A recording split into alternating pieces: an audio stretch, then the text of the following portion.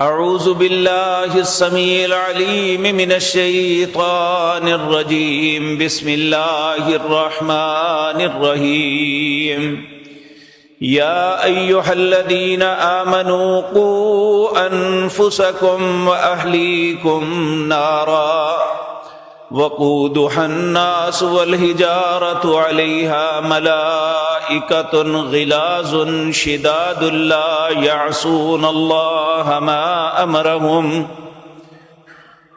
عليها ملائكة غلاظ شداد لا يعصون الله ما أمرهم ويفعلون ما يؤمرون۔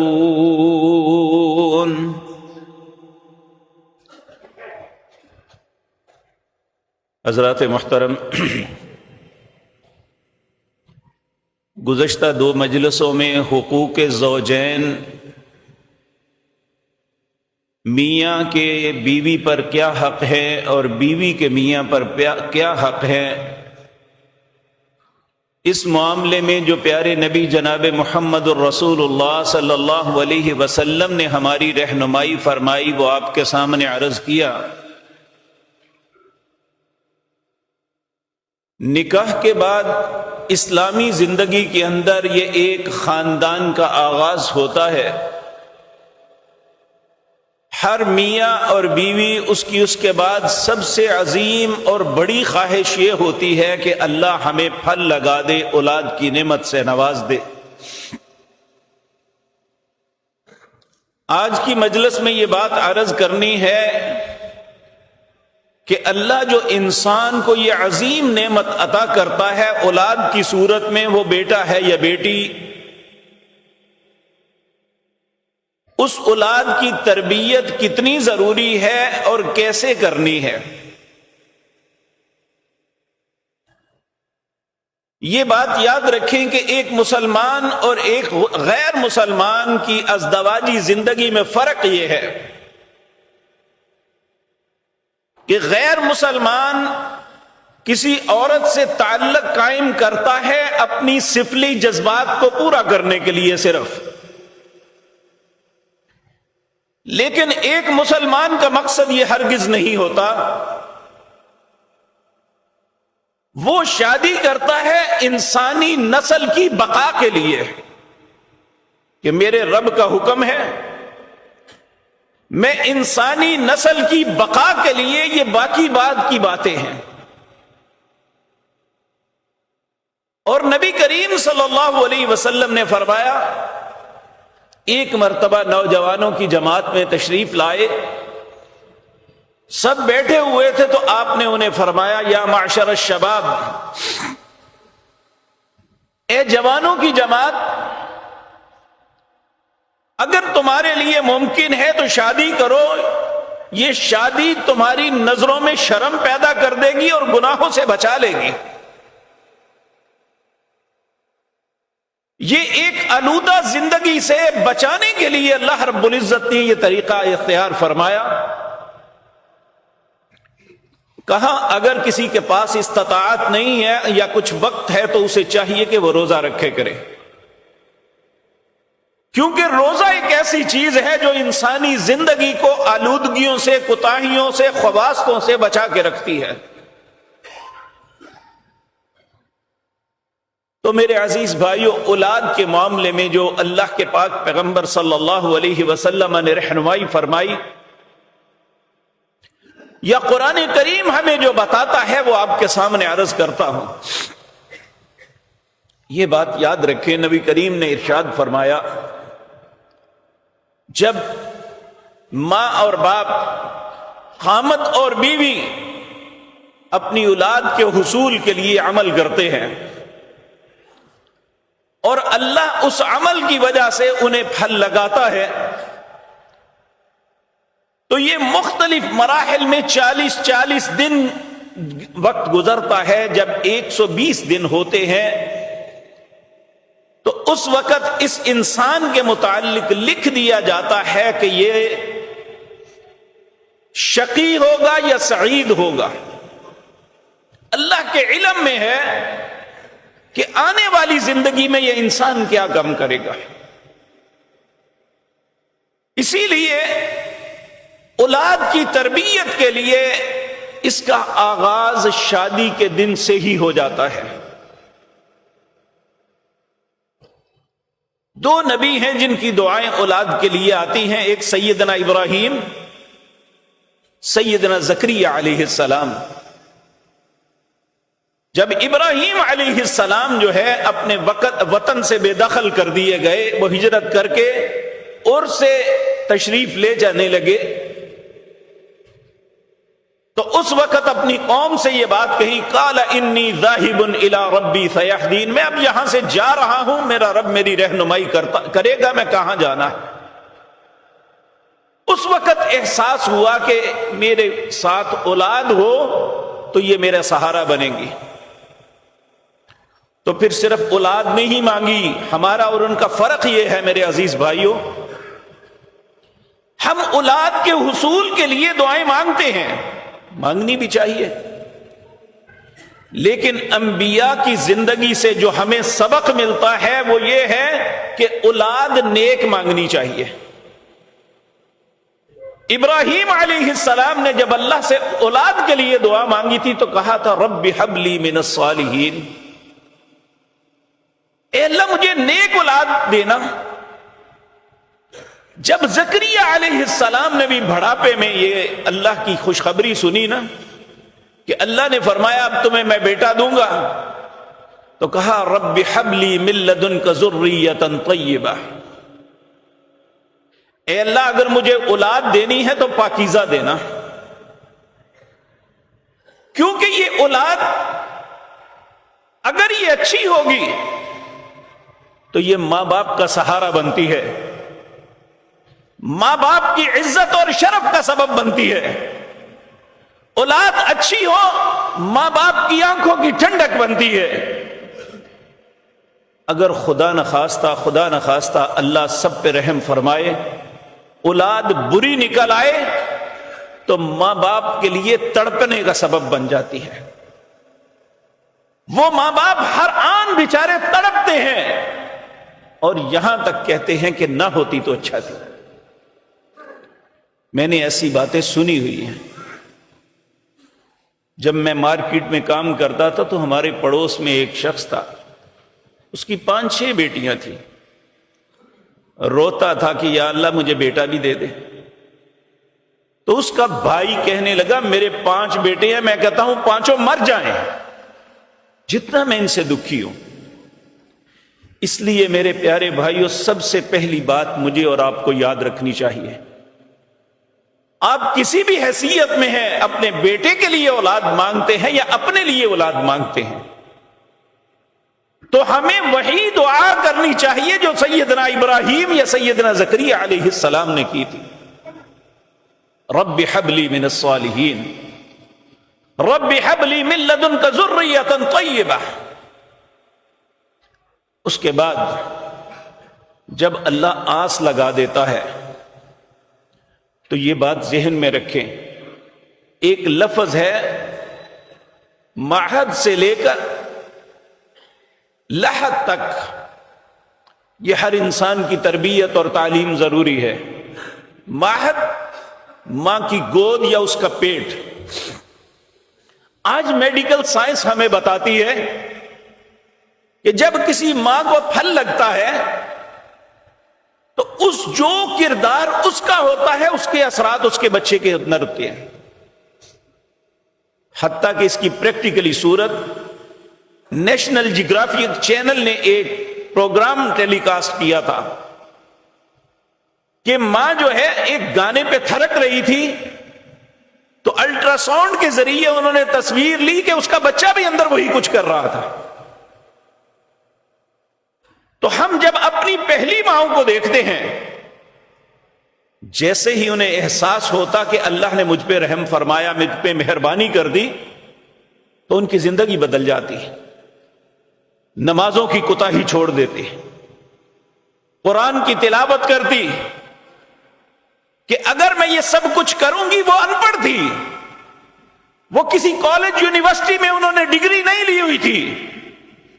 آج ہماری بیٹیاں پڑھی لکھی ہیں لیکن دین کے معاملے میں ان پڑھ ہیں، وہ اسکول کے معاملے میں ان پڑھ تھی، لیکن دین کے معاملے میں انہیں یہ شعور تھا کہ اب میرے پیٹ میں ایک جان پل رہی ہے، میں نے اس کی تربیت کا آغاز یہیں سے کرنا ہے۔ وہ مائیں قرآن کی تلاوت کرتی، وہ مائیں نمازوں کو ادا کرتی، وہ رو رو کے اللہ سے اس کی خیر کی دعائیں مانگتی۔ تو یقینی بات ہے ان باتوں کے اثرات ان پہ ہوتے تھے۔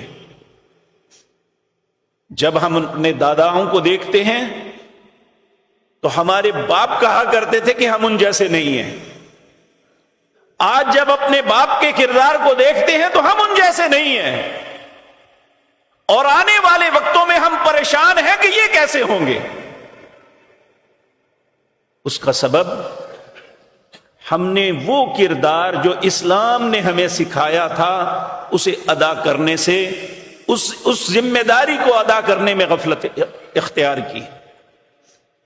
ہم نے بھی اہل مغرب کی طرح اس شادی کو صرف ایک سفلی جذبات کو پورا کرنے کا سبب سمجھ لیا، اس ازدواجی زندگی کو ایک بابرکت اور مبارک زندگی تصور نہیں کیا ہوا۔ ہم صرف وہی سوچ بنائے ہوئے ہیں، اور آج اس کا نتیجہ کیا نکلا ہے؟ جب ان کی اولادیں ماں باپ کی نافرمان ہوئی، انہوں نے اولادیں پیدا کرنی چھوڑ دی۔ آج وہ افرادی قوت کی کمی کا شکار ہیں، وہ لوگوں سے بھیک مانگ کے ان کے بیٹے کہتے ہیں ہمارے ملکوں میں آ کے کام کرے۔ تو اللہ رب العزت نے اے اہل اسلام آپ کو یہ نعمت دی ہے، جب یہ نعمت دی ہے تو پھر اللہ ہمیں حکم دیتے ہیں کہ جب یہ نعمت ملی ہے تو اس کا حق ادا کرنا ہے۔ وہ کیا ہے؟ اس کی تربیت۔ خود اپنے آپ کو بھی بچانا ہے اور اپنی اولاد کو بھی بچانا ہے۔ کس سے؟ اللہ اہل ایمان کو مخاطب کر کے کہتے ہیں یا ایھا الذین آمنوا، اے لوگوں جو ایمان لائے ہو، قوا انفسکم واہلیکم نارا، اپنے آپ کو بھی، اپنے اہل و عیال، اپنی اولاد کو بھی آگ سے بچانا ہے۔ صرف یہ نہیں کہ میں نماز پڑھتا ہوں تو بس، وہ بچے کی اپنی قسمت ہے۔ جہاں مجھ پہ نماز فرض ہے، اپنے بچے کی اس بات پہ تربیت کرنا بھی فرض ہے۔ حضرت ابراہیم علیہ السلام کو اللہ نے پہلا بیٹا جو دیا تھا، ائمہ مفسرین لکھتے ہیں اس وقت ان کی 86 سال عمر تھی۔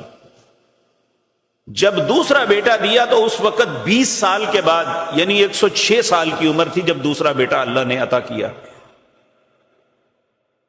اب جب دو بیٹے بڑھاپے کے اندر ملے ہوں،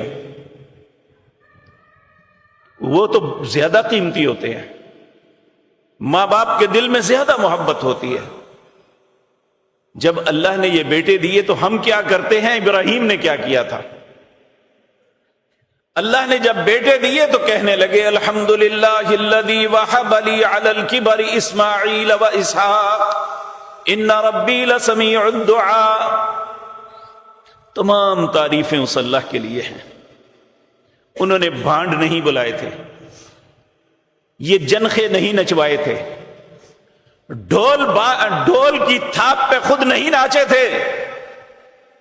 جس اللہ نے عطا کیا اس کی تعریف کی تھی، الحمدللہ الذی وہب لی علی الکبر اسماعیل و اسحاق۔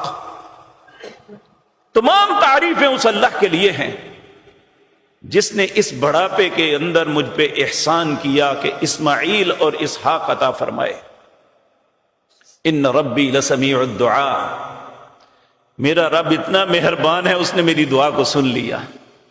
میں نے اس سے ایک بیٹا مانگا، اس نے 2 دے دیے۔ رب ہب لی من الصالحین، اے اللہ نیکوں میں سے دے دے۔ اللہ نے 1 نہیں 2 دے دیے۔ اب جب یہ مل گئے تو پھر کیا دعا مانگی؟ رب اجعلنی مقیم الصلاۃ ومن ذریتی ربنا وتقبل دعاء۔ اے اللہ مجھے بھی نمازی بنانا، میری اولاد کو بھی نمازی بنانا۔ رب اجعلنی مقیم الصلاۃ ومن ذریتی، اے اللہ میری اولاد کو بھی نمازی بنانا۔ ربنا وتقبل دعا، اے اللہ میرا یقین ہے تو دعاؤں کو قبول کرتا ہے۔ تو میرے عزیز بھائیوں، اسی طرح سورۃ احقاف کے اندر ایک اللہ کے نیک بندے کا تذکرہ، اللہ نے اسے اس کے ماں باپ کو بڑی نعمتوں سے نوازا، اور جب اولاد دی تو پھر انہوں نے اپنے لیے، اپنے ماں باپ کے لیے، اپنی اولاد کے لیے کیا مانگا؟ کہتے ہیں ربی اوزعنی ان اشکر نعمتک التی انعمت علی وعلی والدی وان اعمل صالحا ترضاہ واصلح لی فی ذریتی انی تبت الیک وانی من المسلمین۔ ربی، اے میرے رب، تو نے مجھ پہ، میرے ماں باپ پہ اتنے انعام کیے، اتنی عزت و شرف سے نوازا، اتنا اچھا خاندان دیا، دنیا کی ہر نعمت سے نوازا۔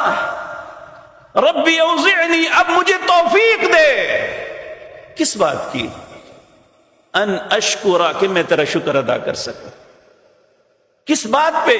نعمتک التی انعمت علی وعلی والدی، کہ جو نعمتیں تو نے مجھے عطا کی اور جو میرے ماں باپ کو عطا کی، اے اللہ اس بات کا شکر ادا کر سکوں۔ ان اشکر نعمتک التی انعمت علی وعلی والدی، وہ کیسے شکر ادا ہوگا؟ ان اعمل صالحا ترضا، میں ایسے اچھے کام کروں جس سے تو راضی ہو جائے۔ اور یہ بات مجھے اور آپ کو یاد رکھ لینی چاہیے، اللہ ہماری اچھائی پہ راضی ہوتا ہے، ہماری برائی پہ راضی نہیں ہوتا، ہماری خطا پہ ناراض ہوتا ہے۔ اللہ ہم سب پر رحم فرمائے۔ کہا وَأَنْ أَعْمَلَ صَالِحًا تَرْضَى، اللہ ایسے اچھے عمل کرنے کی توفیق دے جن سے تو راضی ہو جائے۔ پھر آگے یہیں پہ بس نہیں، وَأَصْلِحْ لِي فِي ذُرِّيَّتِي، اے اللہ میری اولاد کی بھی اصلاح کرنا ہے۔ انی تبت الیک، میں مانتا ہوں مجھ سے غلطیاں ہوئی ہیں، اے اللہ میری خطاؤں کو معاف کر دے، میں تجھ سے توبہ کرتا ہوں۔ وَإِنِّي مِنَ الْمُسْلِمِينَ، اے اللہ یقین دلاتا ہوں میں تیری فرما برداری کروں گا۔ یہ انداز ہے، یہ اسلامی طریقہ ہے اپنے لیے، اپنی اولادوں کے لیے دعا کرنے کا۔ تو میرے عزیز بھائیوں، اب اگلا سوال یہ ہے، جب اولاد ہو جائے تو اس کی تربیت کیسے؟ ایک شخص تھے جن کا نام لقمان تھا، حکیم لقمان کہتے ہیں۔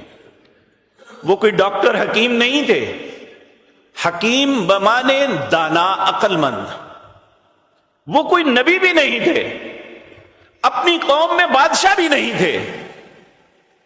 ایک غلام بکریاں چرانے والا شخص تھا، اور اس کی دانائی اور عقل مندی، اس نے اپنی اولاد کی جو تربیت اتنی خوبصورت انداز میں کی، اللہ کو اتنا پسند آیا، اللہ نے ان کے نام پہ قرآن کریم میں ایک سورت بنا دی۔ 21ویں پارے کے اندر سورت لقمان ہے۔ اللہ رب العزت ان کا تذکرہ کرتے ہیں، وَلَقَدْ آتَيْنَا لُقْمَانَ الْحِكْمَةَ، ہم نے لقمان علیہ السلام کو بڑی دانائی عطا کی تھی، بہت سمجھدار تھے۔ کس بات پہ سمجھداری تھی؟ کیوں اللہ ان کی تعریف کر رہے ہیں؟ انہوں نے سب سے پہلے اپنی اولاد کو یہ بات سکھائی، انشکر للہ، ہر حالت میں اللہ کا شکر ادا کرنا۔ اس میں ایک پروفیسر محمود فلکی ہیں، انہوں نے قرآن اور سائنس تفسیر لکھی ہے۔ وہ کہتے ہیں اگر انسان کو اپنے جسم کے علاوہ کسی نعمت سے نہیں نا اللہ نے نوازا، تو صرف اس کے جسم کے اندر جو نعمتیں ہیں ان کا انسان ساری زندگی سجدے میں پڑا رہے تو شکر نہیں ادا کر سکتا۔ انہوں نے ایک ایک چیز گن کے دکھائی ہے۔ آنکھ ہے، اس میں کتنے خلیے ہیں، دماغ ہے، اس میں کتنے کروڑوں خلیے ہیں جو کام کرتے ہیں تو انسان سوچتا ہے، دل ہے تو وہ کیسے دھڑکتا ہے، زبان ہے تو وہ کیسے باتیں بناتی ہے، اسی طرح کان ہے تو جب سنتے ہیں تو وہ کیسے آواز کو ایکسپٹ کرتے ہیں، ہماری آنکھ ایک لمحے میں کتنے تصویریں کیچ کر لیتی ہے. یہ ساری کہتے ہیں صرف ان کا شکر ادا کرنے لگے تو نہیں کر سکتے. آپ دیکھیں دنیا میں چھوٹے سے اب جگر ٹرانسپلانٹ ہوتا ہے، اپنے پاس سے کوئی جگر نہیں بنا سکتا ہے. ایک ڈونر سے جگر کا کچھ حصہ کاٹ کے اسے لگایا جاتا ہے، صرف جگر ٹرانسپلانٹ کے 40 لاکھ روپے لگتے ہیں. اللہ نے ہم سے کتنے لیے تھے؟ ہمارے بابا سے کتنے لیے تھے؟ ہماری اولاد کے لیے ہم سے کتنے لیے تھے؟ ایک انسان اس کی نظر خراب ہو جائے تو اس کی آنکھ کا ٹرانسپلانٹ ہوتا ہے، کوئی فوت ہونے والا اپنی آنکھ ڈونیٹ کر دے تو وہ اسے آنکھ صرف بدلنے میں 1 کروڑ روپیہ لگتا ہے. ایک انسان کی کتنی قیمت ہے. اور پھر بھی ضروری نہیں کہ وہ دیکھ سکے، ضروری نہیں کہ اس کا جگر کام کر سکے، ضروری نہیں کہ اس کے گردے وہ اسی طرح کام کر سکے. جو اللہ نے عطا کیے ہیں اس میں کوئی بھی نقص نہیں، اس کے لیے کوئی ایکسٹرا دعائیاں لینے کی ضرورت نہیں ہے. ساری زندگی ہوگی چلتے ہوئے. ایک عرب امیر آدمی تھا، اس کے گردے کی تبدیلی ہوئی. ڈاکٹر نے اسے کہا کہ تمہیں 10,000 ریال دینے ہوں گے. اس نے رونا شروع کر دیا. انہوں نے کہا کیا بات ہے، آپ دے نہیں سکتے؟ ہم مختلف لوگوں سے ڈونیشن لے لیتے ہیں. کہنے لگے یہ میرے لیے اسی طرح ہے جس طرح ہنڈیا میں نمک، میں دے سکتا ہوں. تو کہا پھر روئے کیوں؟ کہا آپ نے صرف گردہ تبدیل کرنے کے 10,000 ریال مجھ سے مانگے ہیں، میرے اللہ نے یہ سارا جسم دیا تو اس نے تو مجھ سے کچھ نہیں مانگا تھا، تو میں تو اس کا شکر نہیں ادا کر سکا. تو ہمیں یہ بھی سوچنا چاہیے. لقمان علیہ السلام کو یہ بات اللہ کو اتنی اچھی لگی کہ انہوں نے سب سے پہلی جو اپنی اولاد کو بات سکھائی تھی انشکر للہ، بیٹے جیسے بھی حالات ہوں اللہ کا شکر ادا کرنا ہے. وَمَن يَشْكُرْ فَإِنَّمَا يَشْكُرُ لِنَفْسِهِ، جو شکر ادا کرتا ہے وہ اپنے لیے خیر کرتا ہے. لَإِن شَكَرْتُمْ لَأَزِيدَنَّكُمْ، اللہ کا وعدہ ہے اگر شکر کرو گے تو اور دوں گا. تو یہاں یہ بات لقمان علیہ السلام نے جو سکھلائی تھی وہ یہ تھی وَمَن يَشْكُرْ فَإِنَّمَا يَشْكُرُ لِنَفْسِهِ، اگر شکر کرو گے تو اپنے لیے کرو گے. شکر کیا ہے کہ مالک جس حالت میں تو نے رکھا ہے میں خوش ہوں. اور ایک دعا ہے جو ہم رکوع سے اٹھ کے پڑھتے ہیں، اس میں کچھ کلمات زائد رسول اللہ نے فرمایا جو شخص حالات کے بدلنے میں یہ پڑھ لیتا ہے اللہ اسے کبھی اکیلا نہیں چھوڑتا ہے. کیا ربنا ولک الحمد حمدا کثیرا طیبا مبارکا علی کل حال، تمام تعریفیں اس اللہ کے لیے ہیں، میں اس کی اتنی تعریف کرتا ہوں، حمدا کثیرا بہت زیادہ تعریفیں کرتا ہوں، طیبا مبارکا وہ بڑا ہی پاک اور مبارک ہے، علی کل حال ہر حالت میں میں اس کا شکر ادا کرتا ہوں. نبی کریم نے فرمایا جو مصیبت کے وقت یہ دعا پڑھ لیتا ہے نا، اللہ جو آسانی کے وقت یہ دعا پڑھ لیتا ہے اللہ اسے مصیبت کے وقت کبھی فراموش نہیں کرتے. تو لقمان علیہ السلام نے سب سے پہلی تربیت جو اپنے بچوں کو بات سکھائی، ہم عمومی طور پہ اپنے بچوں کے پاس بیٹھ کے اپنی زندگی کے معاملات کے گلے کرتے ہیں کہ یہ نہیں وہ نہیں، فلاں کے پاس یہ ہے میرے پاس یہ نہیں. اللہ رب العزت نے یہ بات ارشاد فرمائی کہ جو میں نے تم میں سے بعض کو فضیلت دی ہوئی ہے نا، وَلَا تَتَمَنَّوْا مَا فَضَّلَ اللَّهُ بِهِ بَعْضَكُمْ عَلَى بَعْضٍ، تم کبھی بھی وہ تمنا نہ کیا کرو جو میں نے تم میں سے بعض کو بعض پہ فضیلت دی ہوئی ہے. ممکن ہے تمہیں وہ ملے تو تمہارے حق میں بہتر نہ ہو، اس لیے ویسے جو مانگنا ہے اللہ سے ویسے مانگو. ہم کسی کو دیکھ کے کیوں دکھی ہوں، کیوں حسد کریں؟ تو شکر ایک ایسی نعمت ہے اگر اللہ کسی کو عطا کر دے تو وہ اپنی زندگی میں دکھی نہیں ہوتا. اگر خدا نہ خواست تکلیف آتی ہے تو کہتے ہیں قدر اللہ وما شاء فعل، یہ اللہ کی تقدیر تھی جو اس نے چاہا ہو گیا۔ اگر نعمت ملتی ہے تو لقمہ اللہ اکبر، سلیمان علیہ السلام 4 لوگ تھے، 2 مسلمان 2 غیر مسلمان، جنہیں پوری دنیا پہ بادشاہت ملی تھی۔ ان میں ایک سیدنا سلیمان علیہ السلام تھے، ان کے والد بھی اللہ کے نبی بھی تھے، بادشاہ بھی تھے۔ سلیمان علیہ السلام اللہ کے نبی بھی تھے، بادشاہ بھی تھے، اور سب سے بڑی بات کہ انہوں نے کہا تھا اللہ مجھ جیسی بادشاہت مجھ سے پہلے یا بعد میں کسی کو نہ دینا۔ اللہ نے ان کی دعا کو قبول کیا۔ جب یہ نعمت ملی، ایک دن اپنے لشکر کے ساتھ جا رہے ہیں، سامنے سے ایک چیونٹی نے دیکھا ایک بہت بڑا لشکر آ رہا ہے۔ اس نے زور سے اپنی قوم کی دوسری چیونٹیوں کو آواز دی، یا ایھا النمل ادخلوا مساکنکم لا یحطمنکم سلیمان وجنودہ وہم لا یشعرون۔ اے چیونٹیوں اپنے بلوں میں گھس جاؤ، سلیمان کا لشکر آ جا ہے، وہ تمہیں رون دے گا، پتہ بھی نہیں ہونے چلے گا کہ ہم سے غلطی ہو گئی۔ سلیمان علیہ السلام چونکہ زبان سمجھتے تھے ان کی، جب انہوں نے سنا تو بے اختیار اللہ کے سامنے سجدے میں گر گئے۔ وہاں یہی کہا ربی اوزعنی ان اشکر نعمتک التی انعمت علی وعلی والدی وان اعمل صالحا ترضى وادخلنی برحمتک فی عبادک الصالحین۔ اے اللہ مجھے توفیق دے، ربی اوزعنی مجھے توفیق دے، ان اشکر میں تیرا شکر ادا کروں، نعمتک التی انعمت علی وعلی والدی، ان نعمتوں کا جو تو نے مجھے دی اور میرے والدین کو دی، وان اعمل صالحا ترضى میں ایسے عمل کروں جس سے تم راضی ہو جائے، وادخلنی برحمتک فی عبادک الصالحین، اے اللہ تو اپنی رحمت کے ساتھ مجھے اپنے نیک بندوں میں شامل فرما لینا۔ تو یہ شکر جو ہے بہت بڑی نعمت ہے جو سیدنا لقمان نے اپنے بیٹے کو سب سے پہلی بات ہی یہ سکھائی، انشکر للہ۔ اللہ ہمیں بھی توفیق عطا فرمائے کہ ہم ہر حالت میں اللہ کا شکر ادا کریں۔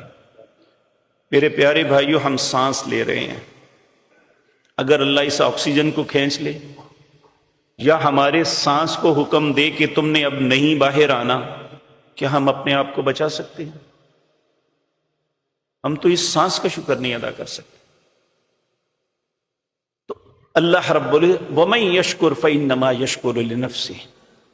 اور دوسری بات جو اپنے بیٹے کو سکھائی وہ یہ تھی، وَإِذْ قَالَ لُقْمَانُ لِابْنِهِ وَهُوَ يَعِظُهُ۔ اور جب لقمان اپنے بیٹے کو نصیحت فرما رہے تھے، ان کی تربیت کر رہے تھے، انہیں یہ بات سکھائی، یا بنی لا تشرک باللہ، اے میرے پیارے بیٹے کبھی اللہ کے ساتھ کسی کو شریک نہ بنانا۔ یہ کیوں کہا؟ نبی کریم صلی اللہ علیہ وسلم نے فرمایا من مات لا تشرک باللہ شیئا دخل الجنہ، جو اس حالت میں مرا کہ اس نے کبھی اللہ کے ساتھ شرک نہیں کیا وہ ضرور جنت میں جائے گا۔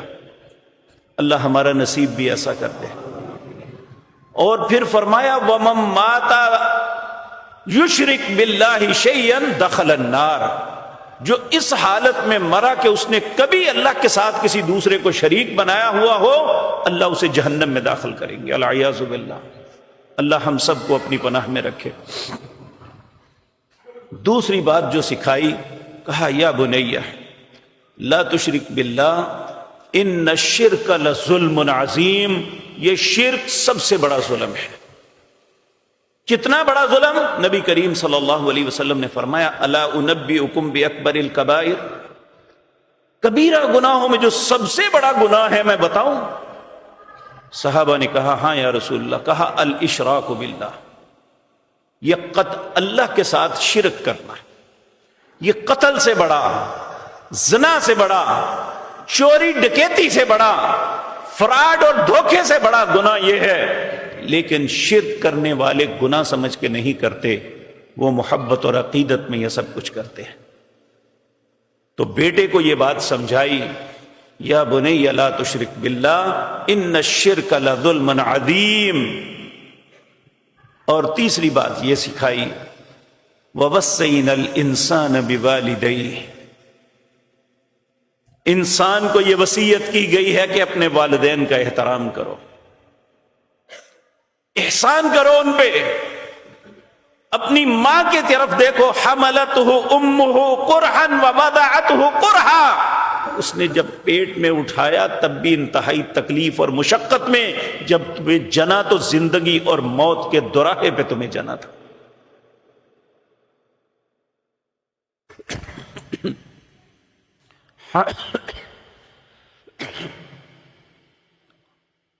تو ساتھ ہی یہ فرمایا ماں باپ کا احترام اپنی جگہ، وَإِن جَاهَدَاكَ عَلَىٰ تُشْرِكْ بِي شَيْئًا مَا لَيْسَ لَكَ بِهِ عِلْمٌ فَلَا تُطِعْهُمَا۔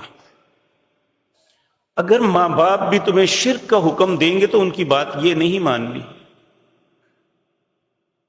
یہاں ان کی کیوں؟ رسول اللہ نے بھی فرمایا لا طاعت المخلوق معصیت الخالق، جس بات میں اللہ کی نافرمانی ہوتی ہو وہاں مخلوق کی اطاعت جائز نہیں، چاہے وہ کتنا قریبی رشتہ دار کیوں نہیں۔ پھر جو بات کہی یہ میرے اور آپ کے لیے بہت بڑی نصیحت ہے۔ کہا یا بنیا، اے میرے پیارے بیٹے، انہا ان تک مثقال حبۃ من خردل فتکن فی صخرۃ او فی السماوات او فی الارض یأتی بہا اللہ۔ تم کوئی بھی عمل کرو، وہ عمل ذرے کے برابر ہو۔ ذرہ کیا ہوتا ہے؟ جو مائکروسکوپ سے دیکھا جا سکتا ہے، ایسے نہیں، یہاں کروڑوں ذرے ہیں، ہم نہیں دیکھ سکتے۔ یا روشن دان سے دھوپ آتی ہو تو ہم انہیں دیکھ سکتے ہیں، اس ذرے کو پکڑ نہیں سکتے، وہ اتنا باریک اور چھوٹا ہوتا ہے، اتنا بے وزن ہوتا ہے۔ کہا یا بنی انہا ان تک مثقال حبۃ من خردل فتکن فی صخرۃ او فی السماوات او فی الارض یأتی بہا اللہ۔ اے میرے بیٹے، زمین پہ کر، آسمان کی بلندیوں پہ کر، زمین کی تہ میں جا کے ایک ذرے کے برابر اچھا یا برا کرے گی، اللہ اسے لے آئے گا۔ جب یہ تصور ہمارے دل میں قائم ہو جائے کہ میں جو بھی کر رہا ہوں میرا اللہ لے آئے گا، تو پھر کچھ بھی کرنے سے پہلے ضرور سوچوں گا۔ یہ اولاد کی تربیت ہو رہی ہے۔ اس لیے اللہ رب العزت نے اس سورت کو ان کا نام دیا، ان اللہ لطیف خبیر۔ اللہ باریک سے باریک چیز سے بھی خبر رکھتا ہے، کوئی چیز اس سے چھپی ہوئی نہیں ہے۔ پھر بیٹے کو یہ باتیں فرمائی، یا بنیا، اے میرے پیارے بیٹے، اقم الصلاۃ، ہمیشہ نماز پڑھنا۔ نماز ایک ایسی چیز ہے جس کے متعلق اللہ نے 21ویں پارے کی آیت نمبر 1 میں فرمایا اتل ما اوحی الیک من الکتاب واقم الصلاۃ ان الصلاۃ تنہی عن الفحشاء والمنکر۔ تلاوت کیجئے جو وحی کی میں نے آپ کی طرف، اور نماز کو ادا کیجئے، کیونکہ نماز تمہیں بے حیائی اور برائی کے کاموں سے روک دے گی۔ نبی کریم کی خدمت میں ایک شخص نے ایک شخص کی شکایت کی، کہا یا رسول اللہ یہ چوری بھی کرتا ہے نماز بھی پڑھتا ہے۔ آپ نے فرمایا اس کو اس کی حالت پہ چھوڑ دو، اگر یہ چور باقی رہا تو نماز چھوڑ دے گا، اگر نماز پڑھے گا تو چوری چھوڑ دے گا، یقیناً ایک دن یہ باز آ جائے گا۔ اس لیے کسی کو نماز کا طعنہ نہیں دینا چاہیے۔ یہی نماز بعض اوقات انسان کی زندگی کو بدل کے رکھ دیتی ہے۔ اس لیے اپنے بیٹے کو کہا یا بنی اقم الصلاۃ، اے میرے پیارے بیٹے نماز کو ادا کرنا ہمیشہ۔ اور پھر ایک ایسا پروسیس دیا کہ جو انسان یہ کام کرے سب سے پہلے اسے اپنا کردار درست کرنا پڑتا ہے۔ کہا وَأْمُرْ بِالْمَعْرُوفِ وَانْهَ عَنِ الْمُنْكَرِ، نیکی کا حکم دینا، برائی سے روکنا۔ اگر انسان کسی کو کہے نماز پڑھو خود نہ پڑھے تو کیا اس کے کہا کو مانے گا؟ وہ تو کہے گا پہلے خود تو اپنے آپ کو درست کر لو۔ لوگوں سے کہے جھوٹ نہ بولو خود بولے، لوگوں سے کہے گالی نہ نکالو خود گالیاں نکالے۔ اس کے لیے یہ ایک ایسا پروسیس ہے، اور یہ بات یاد رکھیں، امت محمد الرسول اللہ پہ یہ فریضہ ہے۔ رسول اللہ صلی اللہ علیہ وسلم نے فرمایا والذی نفسی بیدی، اس ذات کی قسم ہے جس کے قبضے میں محمد کی جان ہے صلی اللہ علیہ وسلم، لَتَأْمُرَنَّ بِالْمَعْرُوفِ وَلَتَنْهَوُنَّ عَنِ الْمُنْكَرِ، تمہیں ضرور نیکی کا حکم کرنا ہوگا، ضرور برائی سے روکنا ہوگا۔ اگر تم نے یہ کام چھوڑ دیا تو اللہ تم پہ عذاب مسلط کر دے گا، دعائیں مانگو گے اللہ دعاؤں کو قبول نہیں کرے گا۔ تو یہ ایک ایسا پروسیس ہے جس کے لیے انسان کو پہلے خود اپنا آپ صاف کرنا پڑتا ہے۔ تو اپنے بیٹے کو یہ بات سمجھائی کہ یہ تیری ذمہ داری ہے، وَأْمُرْ بِالْمَعْرُوفِ وَانْهَ عَنِ الْمُنْكَرِ، نیکی کا حکم کرنا ہے، برائی سے روکنا ہے۔ جب ایک انسان اس رستے پہ قدم رکھتا ہے، سب سے پہلے اسے اپنے متعلق سوچنا پڑتا ہے کہ میں تو اپنے آپ کو درست کروں تبھی کسی کو کہہ سکتا ہوں۔ تو اللہ ہمارے کردار کو بھی صاف کر دے۔ پھر فرمایا وَاصْبِرْ عَلَىٰ مَا أَصَابَكَ، بیٹے یہ جنت نہیں ہے، دنیا ہے، اس میں اگر آسانیاں آسائش ہے تو مصیبت بھی آ سکتی ہے۔ وَاصْبِرْ عَلَىٰ مَا أَصَابَكَ، جب بھی کوئی مصیبت آئے صبر کرنا۔ إِنَّ اللَّهَ مَعَ الصَّابِرِينَ، اللہ صبر کرنے والوں کے ساتھ ہے۔ الذين اذا اصابتهم مصیبۃ قالوا انا للہ وانا الیہ راجعون، اللہ کے بندے ہدایت یافتہ کون ہیں؟ جب ان پہ مصیبت آتی ہے وہ کہتے ہیں انا للہ، یہ جو کچھ ہوا یہ اللہ کا تھا، اس کا وہ لے لیا، وانا الیہ راجعون، میں بھی اللہ کا ہوں، مجھے بھی لے سکتا ہے۔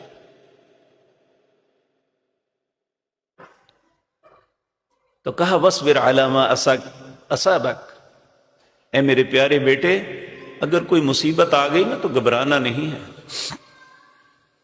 عموماً آپ دیکھتے ہیں کہ ہمارے بعض نوجوان بیٹے یا بیٹیاں دل برداشتہ ہو کے خودکشی کر لیتے ہیں۔ اللہ رب العزت نے فرمایا وَلَا تَقْتُلُوا أَنفُسَكُمْ، اپنے آپ کو مت مارنا، إِنَّ اللَّهَ كَانَ بِكُمْ رَحِيمًا، اللہ بڑا ہی رحم کرنے والا ہے، اس سے مانگ لو جو نہیں مل رہا۔ اور یہ بھی بات میرے پیارے بھائیوں یاد رکھیں کہ آپ نے دیکھا ہوگا کہ خودکشی عموماً وہی انسان کرتا ہے جو دین سے دور ہے۔ نمازی آدمی کو کبھی آپ ایسا نہیں دیکھیں گے، اللہ اسے صبر عطا کر ہی دیتا ہے جیسے بھی حالات ہوں۔ تو کہا وَاصْبِرْ عَلَىٰ مَا أَصَابَكَ إِنَّ ذَلِكَ مِنْ عَزْمِ الْأُمُورِ، مصیبت کے وقت صبر کرنا یہ حوصلہ مندوں کا کام ہے، بزدلوں کا کام نہیں ہے۔ بزدل پریشان ہو جاتا ہے، خودکشی کر لیتا ہے، اپنے آپ کو نقصان دے دیتا ہے یا رونا دھونا شروع کر دیتا ہے۔ جو جیدار انسان ہے وَاصْبِرْ عَلَىٰ مَا أَصَابَكَ، وہ مصیبتوں پہ صبر کرتا ہے۔ اور ایک مسلمان کو یہ بات یاد رکھنی چاہیے ان اللہ یحب الصابرین، اللہ صبر کرنے والوں سے محبت کرتا ہے۔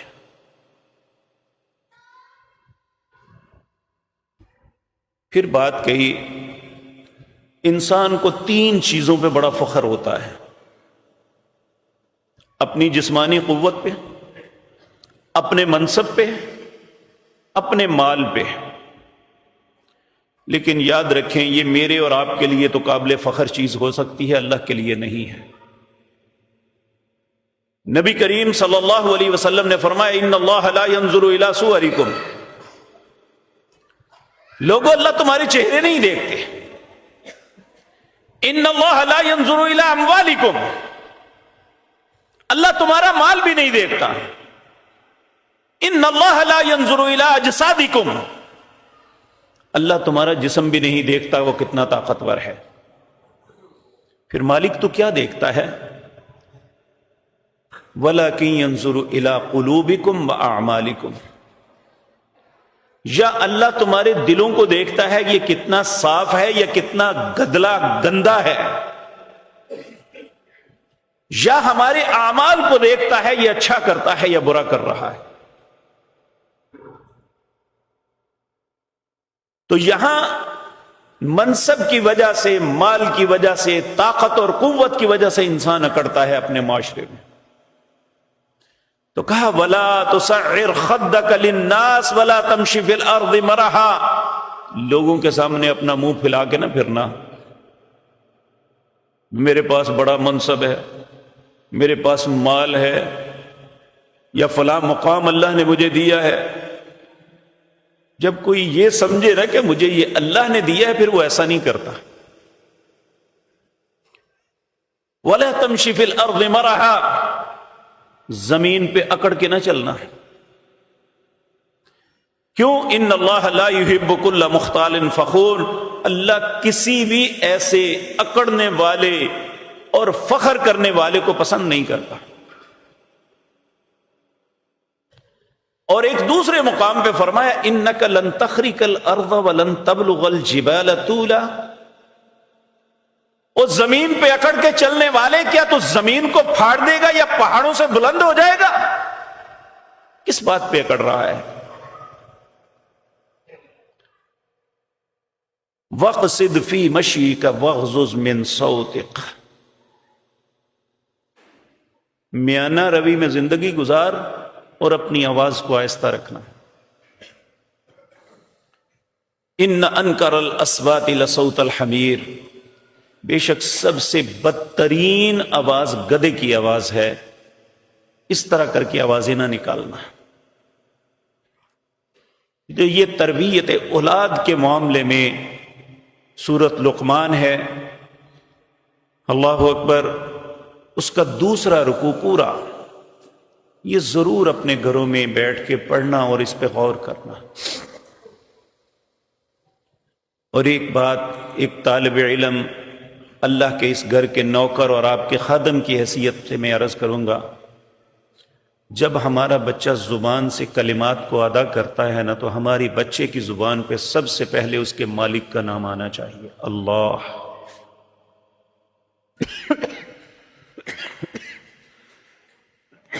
اگر اس کی زبان پہ سب سے پہلے اللہ کا بابرکت نام آ جائے تو یہ اس کی زندگی، اس کی گفتگو، اس کی باتوں کا آغاز اس بابرکت نام سے ہوگا جس نے اپنے حبیب کریم کو نبوت دینے سے پہلے کہا تھا اقرأ بسم ربک الذی خلق. پڑھ اس رب کے نام سے جس نے تجھے پیدا کیا ہے. تو جس رب نے ہمیں یہ بیٹا دیا، جس رب نے یہ بیٹی عطا کی، جو ہمارے لیے فخر ہے، جو ہماری عزت کا سبب ہے، جو ہماری خوشیاں اور پھول ہے، سب سے پہلے اس کی زبان پہ لفظ آئے تو اللہ کا آئے. دیکھیں آپ سب دانا لوگ ہیں، کوئی بھی زندگی کا کاروبار شروع کرتے ہیں تو اس کے آغاز پہ کیا کرتے ہیں؟ یہاں سپارے پڑے جائیں، یہاں قرآن کی تلاوت ہو، یہاں کوئی صدقہ دیا جائے تاکہ ہمارے کام کا آغاز اچھے انداز میں ہو جائے، اللہ اس میں برکت ڈال دے. تو ہم اپنی زندگی کے یعنی خاندان کے ملنے پہ، ایک شادی کرنے کے بعد ہم اس کا آغاز نیکی پہ کیوں نہیں کرتے؟ جب اولاد ہو تو کیوں ہم مذاق ہی مذاق میں اسے گالی یا بری بات سکھاتے ہیں؟ کیوں نہیں ہمارے رب کا نام آتا جس نے اسے پیدا کیا، جس نے زندگی دی، جس نے ہمیں یہ خوشی عطا کی؟ اس کا شکر یہی ہے کہ اس کا وَأَنْ أَعْمَلَ صَالِحًا تَرْضَىٰ، ایسا عمل کیا جائے جس سے وہ راضی ہو جائے. جس طرح اس توتلی زبان میں کوئی لفظ بولتا ہے تو کتنا ماں باپ خوش ہوتے ہیں، دادا جان خوش ہوتے ہیں، گھر کے سارے افراد کہ بچے نے یہ کلمہ کہا ہے. جب وہ کہے گا بسم اللہ توکلت علی اللہ، یا کہے گا اللہ اکبر یا سبحان اللہ، تو کتنا پیارا لگے گا، میرے رب کو کتنا پیارا لگے گا. تو اللہ رب العزت جو نعمت اولاد کی صورت میں ہمیں عطا کی ہے، اس کے لیے دو کام بہت ضروری ہیں، ایک دعا اور دوسری تربیت. اگر یہ نہیں کریں گے تو کل قیامت کے دن اللہ ہم سے پوچھیں گے جو میں نے تمہیں نعمت دی اس کا حق ادا کیا یا نہیں. اللہ اس وقت کی شرمندگی اور ذلت سے ہم سب کو محفوظ رکھے. اور ہمیں وہ ذمہ داری پوری کرنے کی توفیق عطا فرمائے جو اللہ نے یہ نعمت ہمیں عطا کر کے ہم پہ ذمہ داری ڈالی ہے۔ اللہ ہم سب کے نصیب اچھے کر دے، اللہ ہماری اولادوں کی اصلاح کر دے، اللہ ہماری اولادوں کو نیک بنا دے۔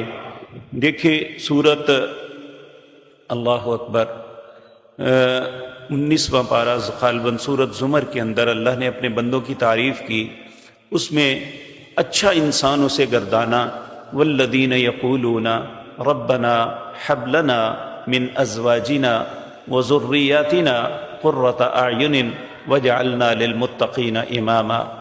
میرا وہ بندے اچھے ہیں جو یہ کہتے ہیں ربنا حب لنا من ازواجنا وذریاتنا، اللہ ہمیں ایسی اولاد ایسی بیوی عطا کرنا، قرۃ اعین جو ہماری آنکھوں کی ٹھنڈک بنے، وجعلنا للمتقین اماما، اے اللہ میں یہ نہیں کہتا میرے بچوں کو نیک، اللہ ان نیکوں کا امام اسے بنا دینا، اللہ ہماری اولادوں کو بھی ایسا بنا دے۔ اقول قولی ھذا واستغفر اللہ۔